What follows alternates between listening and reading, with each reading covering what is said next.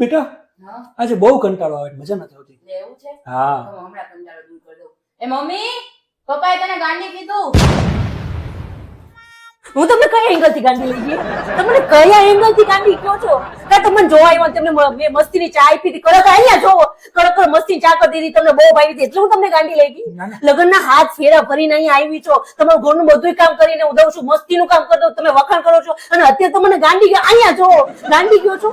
આટલા વર્ષ થઈ ગયા લગ્નને અને હું તમને હવે ગાંડી લાગુ છું. હું તમને કોઈ દી કઈ જીદ નથી કરતી, નથી કોઈ દી કઈ બહાર જવાનું કહેતી, તમારા દોસ્ત આખો દી રખડું તોય અહીંયા જોવો તોય કઈ નથી બોલતી, તમે મને કોઈ જાતનો મોકો નથી દેતા. આવો ત્યાં ગરમ ગરમ ખાવાનું કરી દઉં તમને, રાતના કહો છો ફોન કરી રોટલો કરતા તો ઈ કરી દઉં, ભાખરી કરી હોય તો એ ઘણી વાર ખાતા નથી તો હું તમને ગરમ ગરમ બીજું ઉતારી દઉં. આમ હું જો અડધી રાતે ઉઠો તો તમને ગોળ પાપડી કરી દઉં મસ્તીની સાડી ભરી, એવા ખુશી જાઉં એટલે હું તમને ગાંડી લાગી. તમને એવું કયો કયા એંગલ થી ગાંડી લાગુ છું? મેં તમારી આગળ કઈ જીદ કરી કે મને હારો ખાવા લઈ જાવ ભાઈ? મેં તો અહીંયા જો મેં તમને કોઈ દી એમ કીધું કે હાલો મને રેસ્કો લઈ જાવ? આટલા વડો લગ્ન નથી ગયા, મેં તમને કોઈ દી કઈ કપડાનું નથી કીધું કે હાલો મને એક જોડી કપડા તો લઈ દો.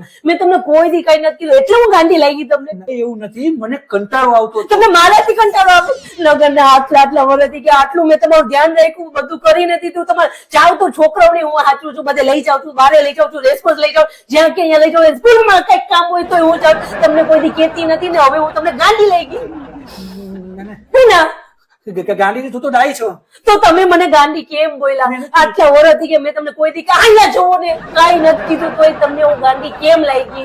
અહીંયા જોવો. હજી મારી બેનપણીનો કાલ ફોન હતો, એની ઘર મેરેજ ના ફંક્શન છે તોય મેં ના પાડી દીધી. હમણાં એને મકાન લીધું વાસ્તુ હતું તોય મેં ના પાડી દીધી. એટલે હું ગાંડી લાગુ છું કે મારા હગાવાળાની પ્રસંગ હોય તોય નથી જતી, કાં તો કે તમારા કામ હોય એ ઘરમાં કોઈ હોય નહીં, ક્યાંય પણ પ્રસંગ હોય કાંઈ પણ હોય તો મારા ઘરે નથી જતી. મારા મમ્મી ફોન આવે તો એને ના પાડી દઉં છું, એને કહી દઉં છું કે હું ના નહીં આવી છું. હા તમારે કામ હોય ને મારે ઘરમાં કામ હોય ને એટલે અહીંયા હું જોવો અહીંયા જોવું ને હું કઈ રીતે તમને ગાંડી લાગી તો કયો?